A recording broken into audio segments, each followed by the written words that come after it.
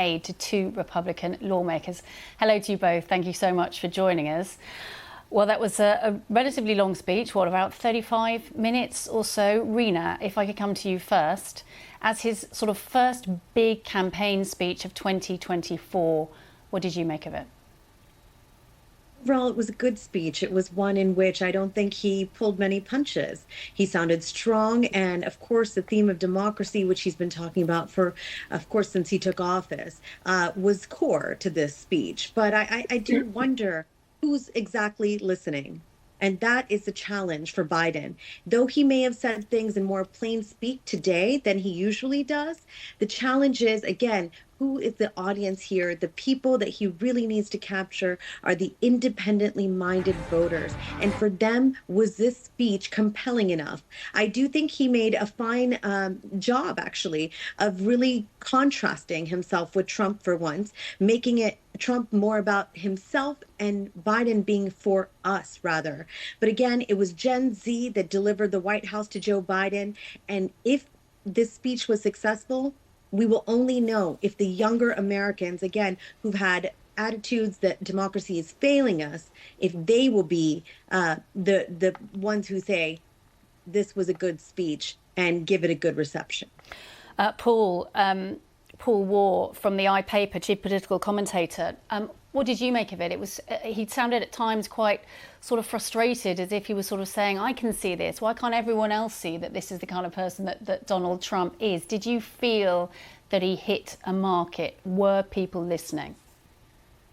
Well, it was the good and the bad of Joe Biden, wasn't it? It was actually the fired up Joe Biden. At places he was quite fluent and was strong, and he was very astute to basically contrast himself with Trump by saying, look, we know who Trump is, but who are we?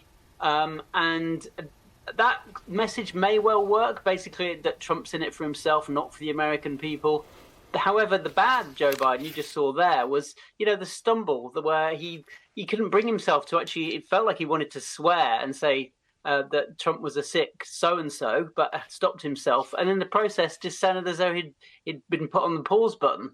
And I think that, as well as him constantly talking about we, me and Kamala, it underlines that actually you're not necessarily going to get a president for 4 years, maybe, and maybe he's going to have to step down at some point if he does get elected. So that whole idea, too, about him saying Trump is obsessed with the past, we need to focus on the future, it did sound like Biden was obsessed with the past with Capitol riots from 3 years ago, and he needs to focus on the future, on the economy, I suspect.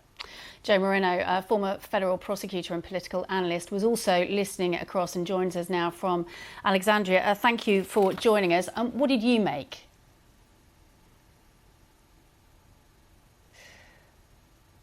I think we're having a little bit of trouble, as you can see, with the connection. So, Rina, just while we try and get Joe's line back up and running, who are we? This is what his plea was, isn't it? Paul was alluding to this, that he was asking the electorate, in a sense, to look at themselves and decide who they are and which president they want this time round. Is that the kind of tactic that he's going to have to play over the following 10 months? Well, it's a fine political tactic, the one you just alluded to, but I must say, I'm not sure it's the one for the times. When we ask ourselves who we are as Americans, it becomes hard to answer when in the post-pandemic era, we've been haunted by inflation. There have been great fears of a recession, despite this administration touting great economic numbers. The figures have not really assuaged the concern that America's not on the right track. So 3 years ago, we had my own fellow citizens try to overthrow our government.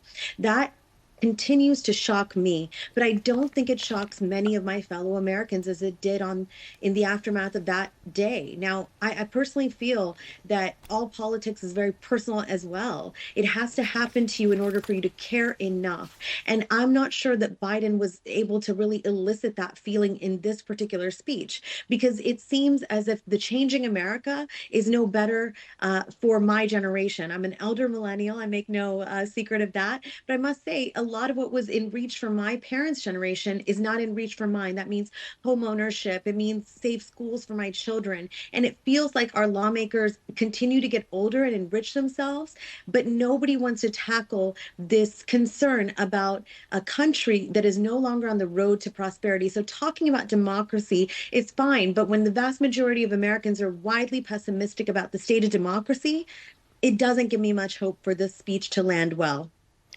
Paul, Rina was talking there about generations. Of course, I mean, Donald Trump, 77, but Joe Biden, 81.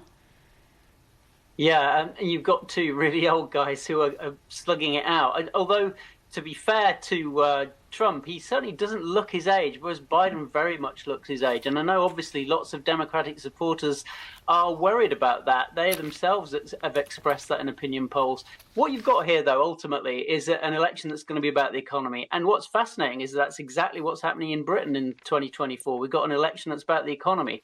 And I think over here, Rishi Sunak is struggling to translate the data, the numbers on falling inflation, for example, into anything positive about how it connects with ordinary people's lives around the kitchen table.